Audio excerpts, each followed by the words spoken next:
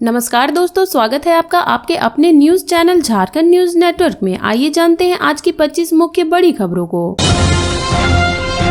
मैया सम्मान योजना पर भड़के जयराम, हेमंत सरकार को घेरा, विधायकों को भी दी नसीहत। जयराम तो पूरे विधानसभा सत्र के दौरान अपने बयानों और तेवर से चर्चा का केंद्र में रहे। जयराम लगातार मैया सम्मान योजना का विरोध करते नजर आ रहे हैं। विधानसभा सत्र के खत्म होने के बाद जयराम तो पत्रकारों से बातचीत कर रहे थे। इस दौरान जयराम से मैया सम्मान के विरोध का कारण पूछा गया तो उन्होंने कहा कि 18 साल की लड़कियों को अगर 2500 रुपए दिए जा रहे हैं तो वह इसे सम्मान की दृष्टि से नहीं देखेंगे। अगर 50 वर्ष की महिलाओं को पैसे दिए जा रहे हैं तो ठीक है, लेकिन युवा बहनों को ये पैसे दिए जाने का वो विरोध करते हैं। उन बहनों को ये पैसे स्कॉलरशिप के तौर पर दिए जाने चाहिए। अगर बहनों को 2500 रुपए दिए जाएंगे तो वह पढ़ाई में इस्तेमाल ना करके दूसरे कार्य में इस्तेमाल करेंगी, लेकिन स्कॉलरशिप में पैसे देने से वह पैसों का इस्तेमाल पढ़ाई में करेंगी। इसके बाद वो यही नहीं रुके। उन्होंने कहा कि गाँव में गरीबी है और इसका कारण माननीय है। उन्होंने हेमंत सोरेन सरकार को आड़े हाथों लेते हुए कहा कि सरकार सदन में लगातार मैया सम्मान योजना का महिमा मंडन कर रही है। उन्होंने कहा कि अगर इतना ही सम्मान की बात है तो सभी 81 विधायक अपने घर से ट्रेन या बस पकड़कर आए और रांची में क्वार्टर लेकर रहें। पलामू पहुंचने के बाद समर्थकों ने किया राधा कृष्ण किशोर का जोरदार स्वागत, कर्मियों को लगाई फटकार। झारखंड सरकार के वित्त मंत्री राधा कृष्ण किशोर पलामू पहुंचे हैं। पलामू पहुंचने पर उनके समर्थकों ने उनका जोरदार स्वागत किया। इस दौरान समर्थकों में काफी उत्साह था। झारखंड ऑटो चालक संघ के राकेश सिंह ने मंत्री को बताया कि टेम्पो चालकों के साथ अन्याय किया जा रहा है, इस पर ध्यान देने की जरूरत है। मंत्री राधा कृष्ण किशोर ने कहा कि क्षेत्र से लौटने के बाद इस मामले पर विशेष रूप से बात की जाएगी, सकारात्मक पहल किया जाएगा। उन्होंने कहा कि पलामू के लिए एक कार्य योजना तैयार किया जा रहा है। राधा कृष्ण किशोर ने कहा कि आने वाले दिनों में यहाँ विकास की एक लंबी लकीर खींची जाएगी। उन्होंने कहा कि कृषि के क्षेत्र में भी सशक्त तरीके से काम किया जाएगा ताकि किसानों को किसी तरह का कोई परेशानी ना हो। लोगों के उम्मीद पर खरा उतरने की कोशिश करूंगा। जो भी योजनाएं शुरू की जाएंगी उसको पूरी तरह से धरातल पर उतारा जाएगा ताकि जरूरतमंदों को लाभ मिल सके। वित्त मंत्री राधा कृष्ण किशोर पलामू जिले के पड़वा प्रखंड कार्यालय पहुंचे। इस दौरान पदाधिकारी और कर्मियों को ना पाकर नाराज हो गए। उन्होंने वहां मौजूद कर्मियों को चेतावनी दी और कहा कि इसे प्राइवेट लिमिटेड कंपनी ना बनाए। उन्होंने कर्मियों को वर्क कल्चर में सुधार लाने को कहा। जनता की सेवा के लिए रखा गया है। मंत्री ने कहा कि हेमंत सरकार में लापरवाही बरतने वालों को बख्शा नहीं जाएगा। इस दौरान उन्होंने दफ्तर में शिकायत पेटी लगाने का निर्देश दिया है। मैया सम्मान के लिए उमड़ रही महिलाओं की भीड़, यहां टोकन सिस्टम से ले रहे हैं आवेदन। पूर्वी सिंहभूम जिले के जमशेदपुर प्रखंड सह अंचल कार्यालय में मुख्यमंत्री मैया सम्मान योजना के आवेदन और उसमें हुई गलतियों के सुधार के लिए टोकन सिस्टम की शुरुआत की गई है। आवेदन जमा लेने वाले काउंटर की संख्या भी बढ़ा दी गई है। जमशेदपुर प्रखंड सह अंचल कार्यालय में पहले आवेदन देने के लिए 2 काउंटर थे, अब काउंटर की संख्या बढ़ाकर 3 हो गई है। काउंटर पर भीड़ न लगे इसके लिए टोकन सिस्टम भी शुरू किया गया है। इसके तहत महिलाओं को टोकन और तारीख दे दी जा रही है। महिलाएं दी गई तारीख पर आएंगी और टोकन दिखाकर मैया सम्मान योजना से जुड़े अपना आवेदन जमा कर सकेंगी। आवेदन की त्रुटियों में सुधार करवा सकेंगी। अंचल प्रशासन की ओर से बताया गया कि प्रतिदिन एक काउंटर से 70 लोगों की त्रुटि में सुधार किया जाएगा। आवेदन जमा करने की सुविधा भी दी जा रही है। पूर्वी सिंहभूम जिला मुखिया संघ ने भी मुख्यमंत्री मैया सम्मान योजना को लेकर प्रखंड और अंचल कार्यालय में लगी भीड़ का समाधान निकालने के लिए बैठक की थी। जिला मुखिया संघ के अध्यक्ष पलटन मुर्मू ने प्रखंड और अंचल प्रशासन से बातचीत करके इसका हल निकालने का आग्रह किया। पलटन मुर्मू ने बताया कि सैकड़ों महिलाएं प्रखंड और अंचल कार्यालय में आवेदन में हुई त्रुटियों में सुधार और नया आवेदन जमा करने के लिए आ रही हैं। उन्होंने कहा कि अत्यंत भीड़ होने की वजह से कई महिलाओं को बिना काम कराए ही लौट जाना पड़ रहा है। प्रखंड और अंचल कार्यालय के नए सिस्टम से महिलाओं को परेशानी से निजात मिलेगी। कारो प्रोजेक्ट में फॉरेस्ट क्लियरेंस को लेकर निरीक्षण। डीएफओ ने कारो जंगल में पेड़ों की नंबरिंग करने का निर्देश दिया है। सीसीएल बी एंड के एरिया अंतर्गत कारो परियोजना में 226 हेक्टेयर जमीन के फॉरेस्ट क्लियरेंस को लेकर गुरुवार को बोकारो के डीएफओ रजनीश कुमार ने बी एंड के जीएम के राधा कृष्ण के साथ परियोजना का निरीक्षण किया।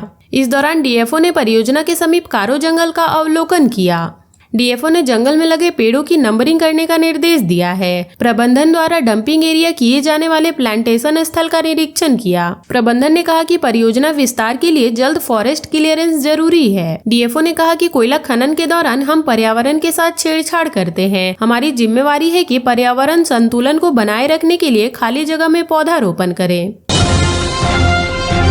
झारखंड की इन 13 जगहों का तापमान 9 डिग्री से कम, 10 जगहों में शीतलहर। झारखंड में 13 जगहों का तापमान 9 डिग्री के नीचे चला गया है। 10 जिलों में शीतलहर का प्रकोप देखा जा रहा है। सुबह ठंडी हवाओं की वजह से ठिठुरन बढ़ गई है। 10 केंद्रों का न्यूनतम तापमान 8 डिग्री या उससे नीचे रिकॉर्ड किया गया है। भारत मौसम विज्ञान विभाग ने यह जानकारी दी है। आईएमडी के रांची स्थित मौसम केंद्र ने शुक्रवार को बताया कि राजधानी रांची का अधिकतम तापमान 24.8 डिग्री सेंटीग्रेड हीनो में रिकॉर्ड किया गया।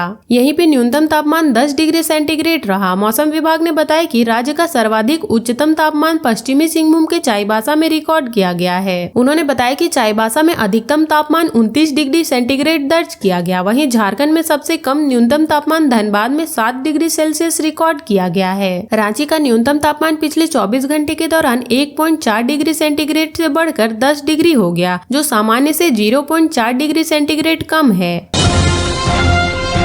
सीएम बनने के बाद पहली बार हेमंत सोरेन करेंगे बाबा वैद्यनाथ और बासुकीनाथ के दर्शन, कल्पना भी रहेंगी मौजूद। सीएम हेमंत सोरेन 2 दिनों के संथाल दौरे पर आज रांची से रवाना होने वाले हैं। हेमंत लगातार दूसरी बार सीएम बनने के बाद पहली बार बाबा वैद्यनाथ और बाबा बासुकीनाथ के दर्शन करेंगे। इस दौरान सीएम हेमंत सोरेन के साथ गांडे विधायक और उनकी पत्नी कल्पना सोरेन भी मौजूद रहेंगी। झारखंड विधानसभा चुनाव में जीत दर्ज करने के बाद सीएम हेमंत सोरेन पहली बार देवघर बाबा धाम आएंगे।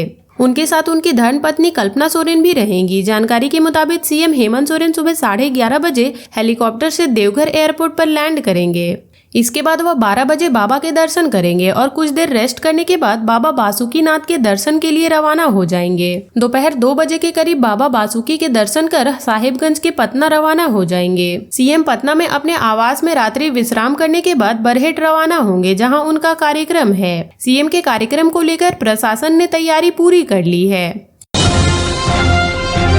पत्रकारों से ही भिड़े जयराम महतो, वीडियो हो रहा वायरल।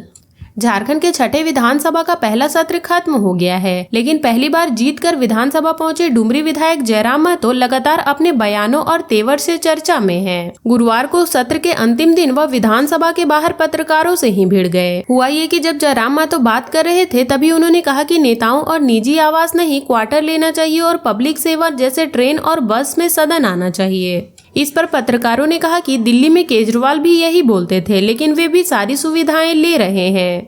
इस पर जयराम पत्रकारों पर ही विफर पड़े। जयराम लगातार सदन के बाहर और अंदर उग्र हैं। जयराम लगातार पत्रकार को उंगली दिखाकर बात करते रहे और यही नहीं, जयराम ने यहाँ तक कह दिया कि आपको मेरा इंटरव्यू लेना है तो ले, नहीं तो छोड़ दें। ओडिशा के सिमलीपाल से भागी जीनत ने 14 घंटे बाद किया भैंस का शिकार। झारखंड के गांवों में लगी धारा 144। उड़ीसा के सिमलीपाल टाइगर रिजर्व से भागकर झारखंड पहुंची बाघिन जीनत गुरुवार को दिन भर चकुलिया वन क्षेत्र के चियाबांधी जंगल में रही। वह 19 दिन पहले 24 नवंबर को सिमलीपाल टाइगर रिजर्व से निकली थी और कूड़ाबांधा के रास्ते चकुलिया नया ग्राम राजाबासा होते हुए चियाबांधी पहुंची। बुधवार को वन विभाग की टीम ने बाघिन को पकड़ने के लिए भैंस को जंगल में बांधकर छोड़ दिया, ताकि बाघिन उसका शिकार करे और उसे बेहोशी का इंजेक्शन लगाया जा सके।